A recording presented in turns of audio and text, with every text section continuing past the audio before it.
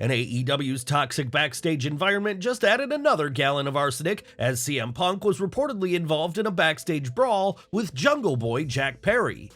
CM Punk and Samoa Joe kicked off the main show following 2 zero-hour matches. Their legendary rivalry was a fantastic opener for the event as Joe battled for the real AEW World Championship. Prior to the match though, Sean Ross Sapp of Fightful reported that there was a physical altercation between CM Punk and Jack Perry. Jack Perry's FTW title defense saw him and Hook fight on top of a car, including a moment where the former Jungle Boy looked into the camera and said, "It's real glass, go cry me a river." This was moments before Hook turned the tables and put Perry through the front windshield with a fisherman's suplex. Reports broke out over the summer about Punk and Perry having issues with one another after Perry wanted to use real glass in a spot on Collision. According to those on Punk's side, the request was denied by multiple people, including doctors and some higher-ups in the promotion, aside from Punk himself. Further details from Fightful Select state that Perry was unhappy with how the details of their previous issue were explained publicly by those close to Punk. According to Fightful Select, Perry, after losing his championship to Hook on the pre-show, was approaching the staging area just behind the curtain, also known as the gorilla position, and that's when the physical altercation started. Fightful Select reports that Perry approached Punk and stepped in his face and bumped the veteran. An irate Punk allegedly punched and pushed Perry and had him in a face lock before wrestlers intervened and ultimately broke things up. Perry was told that he had to leave Wembley Stadium. CM Punk was escorted to his locker room by security following his match and ultimately left the building after an hour. Meanwhile, Fightful Select has been told that other accounts claim that it was Punk who started things and pie-faced Perry. It's been well documented that Punk has asserted himself as the leader of the Collision brand, with a majority of the roster being talent that he supposedly wanted on the show. He's largely been kept away from AEW Dynamite following his infamous locker room brawl with Kenny Omega and the Young Bucks following All Out 2022. It's been reported that a few AEW wrestlers are trying to dismiss this altercation, as they don't want a backstage altercation to take the center stage at the end of a prestigious pay-per-view event. That being said, it's not the first backstage altercation in AEW, nor is it the first to involve CM Punk, but going against the grain of previous incidents, Tony Khan addressed it during the post-show press conference. "I can't comment on it at this time beyond what I'm about to say. Yes, there was an incident backstage before we went live on tonight's show. We are investigating it. Until I learn more about what happened, I can't really address it at this time, so I can't comment, but I did want to be honest with you and tell you that is the case." When Punk and the Elite were involved in a backstage altercation at last year's All Out event, Khan refused to provide comment on the matter, neither confirming nor denying whether it had actually happened. The same can be said for an alleged altercation between Andrade El Idolo and Sammy Guevara last year. More from AEW All In, as the trilogy decider between FTR and the Young Bucks was one of the most hotly anticipated matches heading into All In. From a pure in-ring perspective, both teams have proven that they can put on phenomenal bouts, and their Wembley Stadium encounter was no different. While FTR coming away with the win is not the worst thing in the world, with Cash Wheeler's ongoing legal issues, the future of the AEW Tag Team Championship is rather uncertain. Perhaps Tony Khan is privy to some insider knowledge that fans are unaware of, but from the outside looking in, the decision to keep the belts on FTR could come back to bite the promotion. Saraya's Women's World Championship victory at All In is an emotional moment for the UK native. She managed to come back from a career-threatening injury to claim her first championship in 9 long years. However, some glaring issues need to be addressed. Firstly, Hikaru Shida's position in the promotion comes into question. She only recently won the title, making her short reign seem rather irrelevant. More so, Toni Storm could have simply walked into All In as the champion, considering that she was the one Shida defeated to win the title. The highlight of their match was when Storm accidentally knocked down Saraya's mother when attempting to hit her opponent, leading to tensions rising between her and the anti-diva. This led to much chaos within the ring, with Ruby Soho also getting involved for a short while. In the end, Saraya was able to defeat everyone, including her faction member and former WWE superstar Toni Storm, to become the new Women's World Champion. Saraya's win, as moving as it will be for many, comes across as a sign of Tony Khan having no real direction for the women's division. Perhaps if she was built up into this position and the change took place under different circumstances, it would hold more significance. But as it stands, this decision looks to have been based more on emotion than foresight. On the biggest show in AEW history, only 6 women in total made the card. Shout out to Ruby Soho and Julia Hart for making their presence felt during the women's title match and the mess of a trios title match respectively. How is it that the women continue to be treated as so little of a priority for AEW, getting less than 9 minutes of ring time for one match during a 4-hour show? Now, a perfect example of how to mix emotional beats with gradual, steady storytelling is the Acclaimed and Billy Gunn's win over the House of Black to earn the AEW Trios World Championship. This story has been building for weeks, making the climax worthwhile, having Billy Gunn come out of retirement to perform in front of the largest crowds in the history of the business, and win no less, not only tugged on viewers' heartstrings, but also provided the story with a logical conclusion. The thunderous roar the new champs received at the bout's conclusion is a true testament to this. Chris Jericho is undoubtedly one of the greatest minds to have ever graced a professional wrestling ring. His vast body of work and adaptability through the years speaks for itself. However, AEW All In was not one of the brightest nights in the Ocho's illustrious career. His performance opposite Will Ospreay was filled with botches and moments that had spectators more confused than anything else. Even his supposed heel turn somewhat fell flat. The Wembley Stadium fans were always going to be on the aerial assassin's side, making Jericho's villainous antics throughout the bout less impactful than he might have intended. Speaking about the botches, the first one was particularly scary as the demo god made a mistake with a lion salt, nearly dropping straight on his head. The second one came up when Will Ospreay tried to lift his opponent for a powerbomb, but Chris Jericho made a mess of the counter. Will Ospreay eventually won the match after a grueling clash against one of the most significant names in wrestling at the biggest event in wrestling history. Sammy Guevara and the former leader of the Jericho Appreciation Society showed further dissension after the match as the issues continued to grow between the two. Jon Moxley was a menace during the AEW All In 2023 Stadium Stampede match when he took on former WWE star Trent Beretta as part of the match and kissed Beretta's mom. The Blackpool Combat Club joined forces with Santana and Ortiz to take on Penta El Cero Miedo, Eddie Kingston, and the Best Friends. It was a violent match that saw the use of multiple weapons like tables, chairs, ladders, broken glass, forks, and skewers. One spot involved former AEW champion Jon Moxley getting his skull punctured with skewers, courtesy of Penta El Cero Miedo. However, Trent's mother Sue rolled into Wembley in her van. She was greeted by the former Shield member who kissed her. This enraged Trent as he attacked the former AEW champion with cookie trays.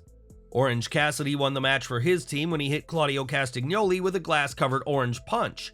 Eddie Kingston put Jon Moxley through a table before the All Elite Wrestling International Champion won the match. The main event of All In saw MJF hold on to his world title by defeating his best friend, Adam Cole. The expertly laid out match was filled with drama and tension and served as a perfect way to have Friedman retain his title while furthering the best story in the promotion. The contest had plenty of shenanigans, unusual for an AEW match. Roderick Strong even inserted himself into the fray, trying to convince Cole to stab Friedman in the back. However, this was not meant to be, and the Better Than You Bebe duo hugged things out to close the show. Fans will be delighted to see this story extended at least for the meantime. While it's almost inevitable that one will turn their back on the other, All In was not the right time to pull the trigger just yet. More from CM Punk as the best in the world successfully retained his real world championship in a bloody match against ROH television champion Samoa Joe. However, during the bout, the Second City Saint paid tribute to many WWE stars. Samoa Joe and CM Punk have had incredible rivalries for almost 20 years, dating back to their Ring of Honor days. The recent issues between Punk and Joe sparked after the Best of the World defeated the Samoan Submission Machine to move up in the Owen Hart Foundation Tournament Finals. During his match at All In, Punk pulled out all the tools in an attempt to put Samoa Joe to sleep and used some moves of WWE legends, notably John Cena, Terry Funk, and Hulk Hogan. Punk dropped Joe with the side slam used by John Cena before he hit the five-knuckle shuffle, then hit the infamous running leg drop, the finisher of the legendary Hulk Hogan. The move that finally paid off was the Pepsi Plunge, which Punk hasn't used in a long time to defeat Samoa Joe and retain the real World Championship. AEW All In has wrapped up, and the show featured plenty of shocking and memorable moments. However, there were also a few low points, with botches and mishaps sprinkled throughout the night. One involved WWE Hall of Famer and wrestling legend Sting! The Stinger is still growing strong at 64 years old and has revitalized his career with an adapted wrestling style and a daredevil attitude, likely influenced by his protege and tag team partner, Darby Allin. However, even legends can flub a maneuver once in a while. This happened tonight at AEW All In when Sting went for a dive from the apron onto Swerve Strickland, who was laid across a table. Unfortunately for both stars, the Stinger landed an awkward parallel crossbody and the table didn't break. As one of the metal legs sagged under their weight, the icon slid off the prone Strickland and continued the match. Hilariously, the camera caught NJPW star Mercedes Moné grooving in the audience just as the botch happened. Moné was seen sporting an armband with Wyndham written on it. Both FTR and the House of Black used their TV time to honor the legacy and life of the former WWE superstar. Moné's presence sparked rumors that she could be joining All Elite Wrestling soon. It wasn't surprising that Tony Khan was asked by the press about the presence of former WWE superstar and former IWGP Women's Champion Mercedes Moné in the crowd at All In Wembley Stadium. Khan revealed that Moné is not cleared for in-ring action. He also thought that it would be great to have her there at Wembley. Moné has been dealing with an ankle injury since the NJPW Strong Women's Championship Tournament's finals back in May. I thought it would be great to have her here to see all the matches, including the AEW Women's Championship match, but she's not cleared to wrestle since her injury, said Khan. I thought it would be good for her to take in the show. There's definitely a lot of potential, things could happen there, and I know that New Japan Pro Wrestling just had a great experience working with her. Khan iterated again that she's not clear to wrestle or not doing anything at this time, but it was great to have a top international star at All In. Saraya, who won the AEW Women's Championship during the pay-per-view in a four-way match that included then-champion Hikaru Shida, Toni Storm, and Britt Baker, also spoke about Moné during the post-media scrum.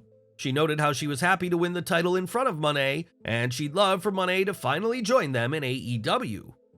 With All In, AEW produced one of the biggest professional wrestling events ever at Wembley Stadium. One of the matches slated for the event was a clash between the team of Darby Allin and Sting and that of Swerve Strickland and AR Fox. However, the bout was altered just before the event.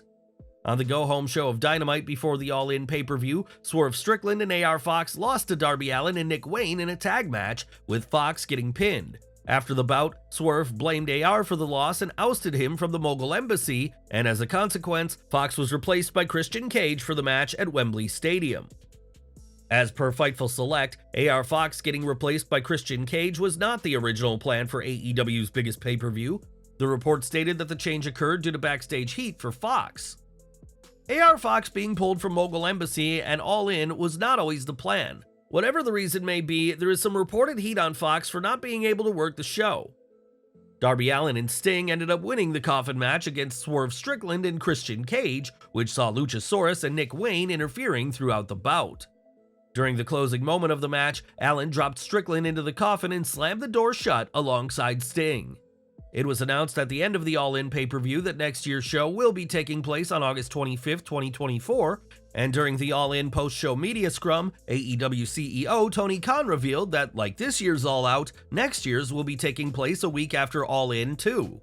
Khan revealed that the show will be taking place a week after All In next year because he wants to build traditions with both the bank holiday in England and Labor Day in the United States.